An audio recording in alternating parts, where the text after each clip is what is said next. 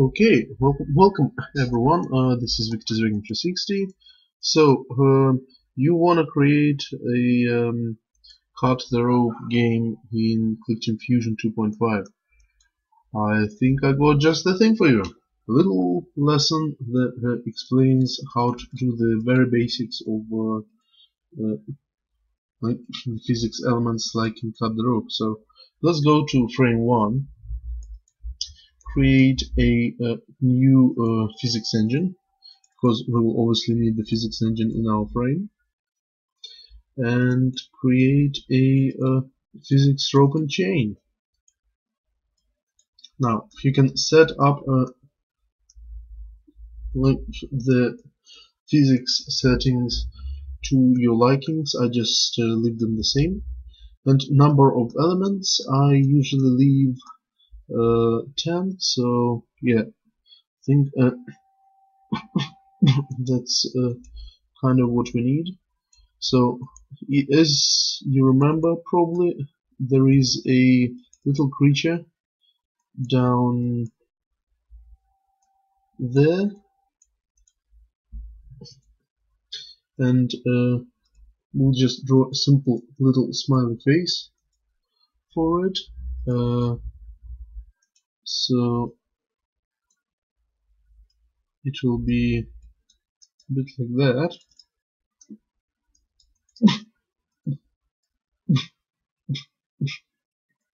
So at the moment it's neither happy nor sad, because the candy basically, yeah, I made an active, just drew the picture. So now we place a new active object, which is going to be the candy, which we are going to redraw. So click clear here, use the pencil tool, something like that.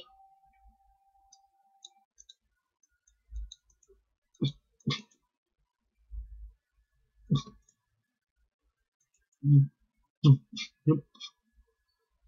And that's how we draw the candy. I know, I'm an artist. Anyway, let's fill in the... Oh! Clicked Ctrl Z to undo, just in case you are not sure what is going on. So we filled it in. That's a simple candle we have here. Let's just edit it again and crop it. And make sure that the hotspot is placed at the center of the mass, and action point as well. And now what we have to do is basically give the candy a physics movement. So we go to movement tab, go to physics, static movement. So obviously when we're on the frame, it's just gonna follow the rules of gravity now and fall right all the way through the frame. That's not what we want. We want to actually attach to the rope. So let's go to events, select new condition, and at the start of the frame, as the frame starts, it's gonna basically get attached to the rope. So right click on the column with the rope, go to climbing, attach to rope at a given element, at action point. We attach the candy, and we attach it at the last element, which is 9, because we start counting from number 0. So it's going to go 0, 1, 2, 3, 4, 5, 6, 7, 8, 9. Click OK. Now check it out, run it, and it seems to be following the rules of physics and actually attached to the rope. Now, just so we make sure that when the mouse is held down and we go through the rope, we actually need to make a separate object for that. So let's go make another active, make it a bit smaller. Oops.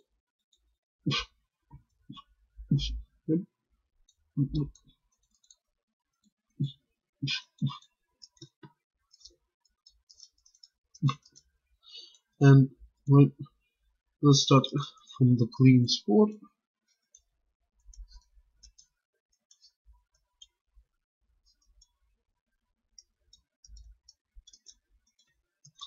And draw something that is outlined and filled, something like a white filled circle, basically. Just make sure that you crop it again, and obviously hotspot needs to be at the center, and so does the action point. Okay, now we're going to make this object as our mouse pointer. So what we're going to do is get the always condition, and basically it's always gonna be at the position X of the mouse X, basically the X position of mouse pointer,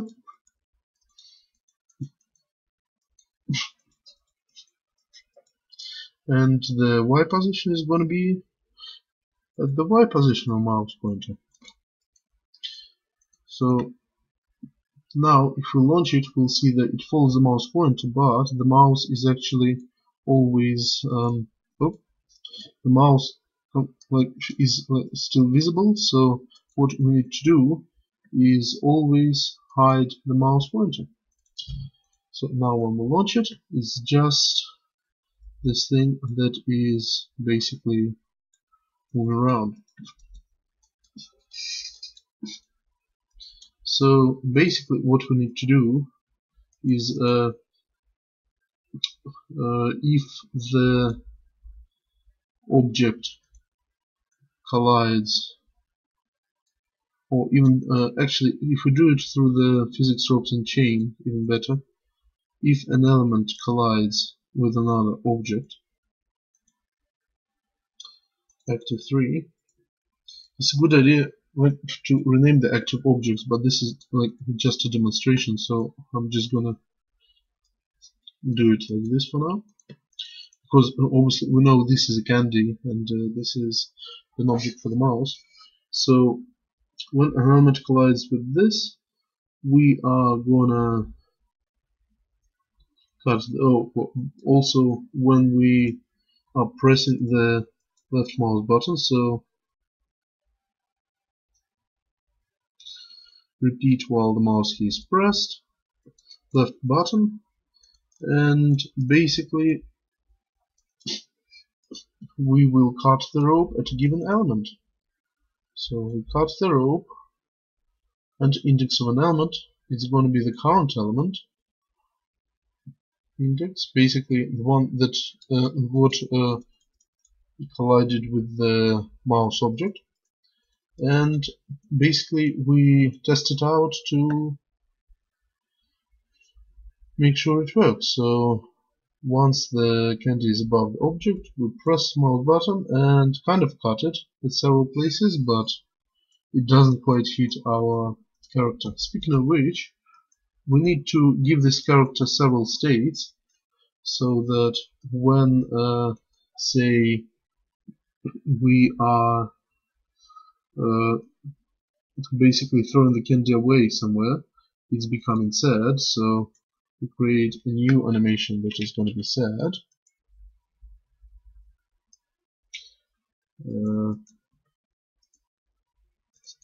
Have it all like and G again.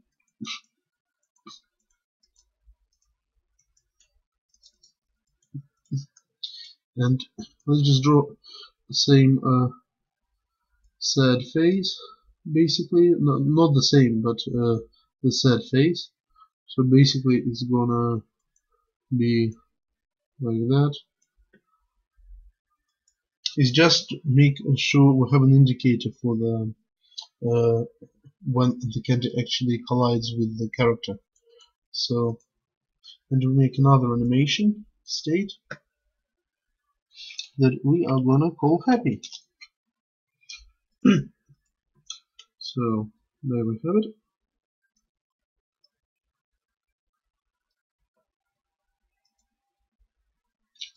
And we draw a smiley face. Now, basically what we need to do in events is when the candy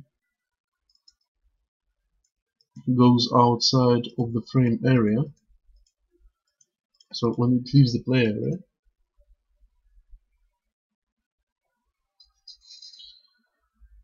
then we can need to use the certain global value, or basically any value. What we could do, we could use,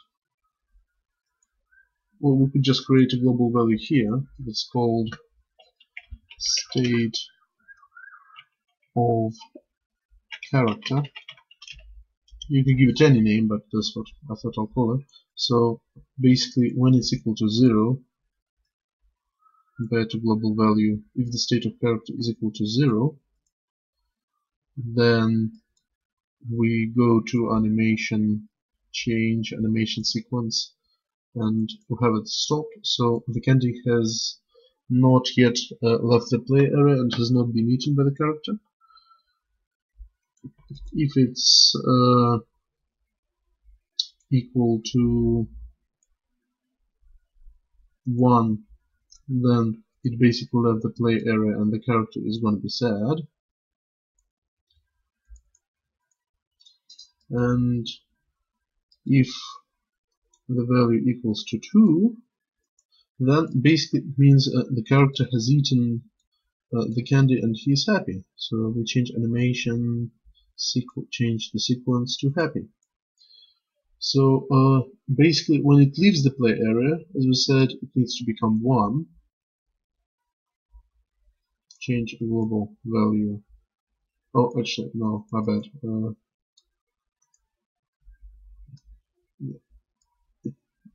Oh no, it's alright, it's already at 0, so yeah.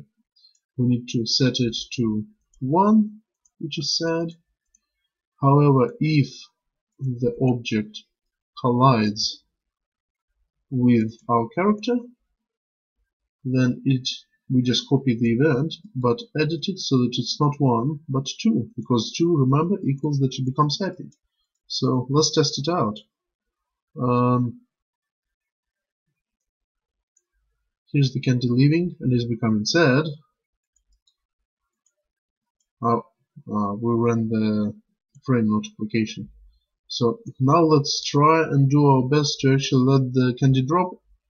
And as you can see, it's become happy and then sad because straight away it left the frame, and that's not what we want. So basically, let's try and add another condition that when actually we already have this condition, don't we? Collision between the candy and the character. The state of character is going to be set to 2 and the candy is going to be destroyed. So now when we make the candy drop onto character, he's just becoming happy and the candy is destroyed. It doesn't leave the play area. So what else can we do? Well, just to make sure that the character gets the points and everything, we can make the stars like in the actual game. So let's just go an empty active and draw ourselves a star. Again, this is just a quick doodle, not meant to represent any particular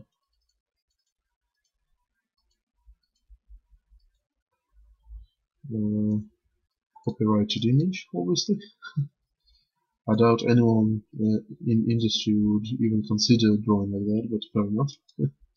And then we duplicate it 3 times. And yep.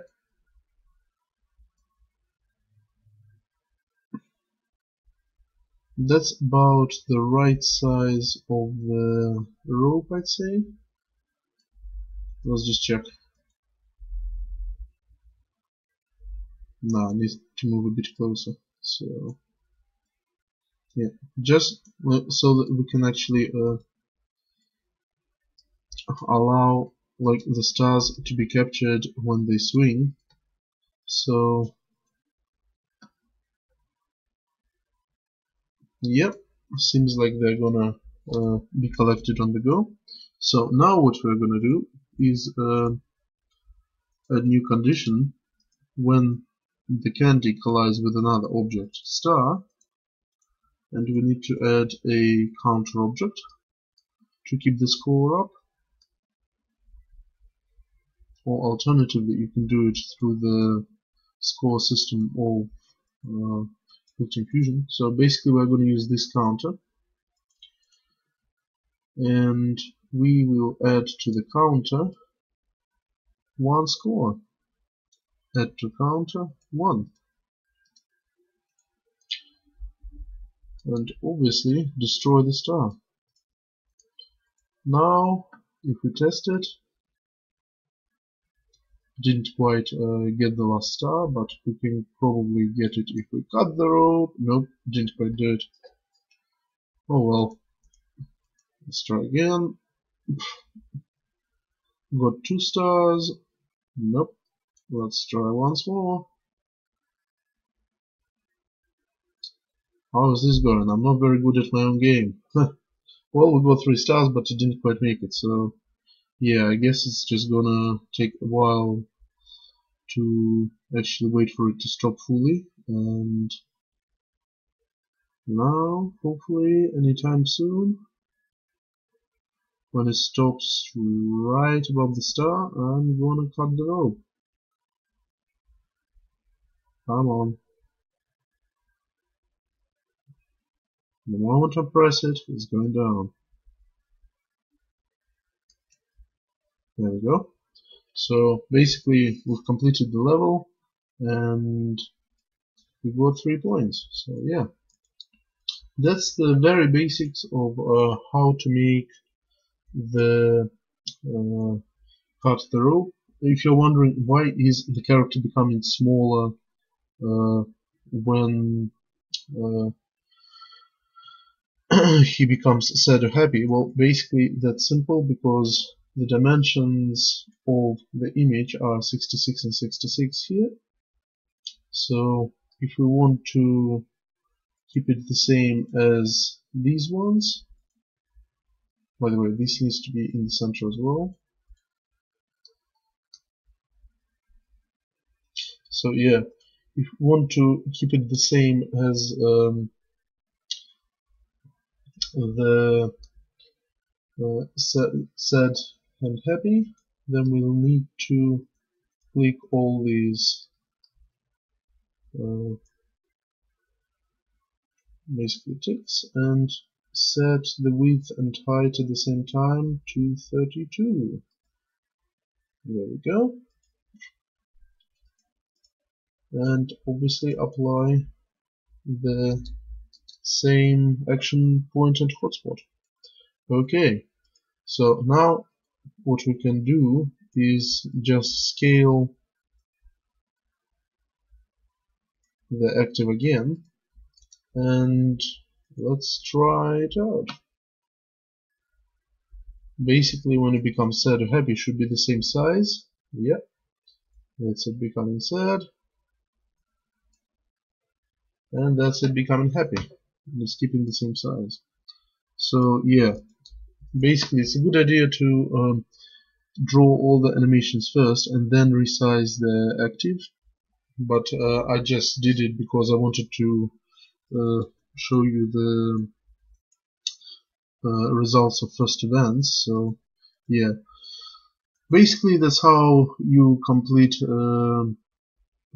the basic, well, I mean that's how you create the basic cut the rope level, and I hope you enjoyed it, and next time I'm hopefully gonna make another little lesson about Clickteam Fusion 2.5. So good luck to all the game creators there. That was Victor's Vegan 360, and see you.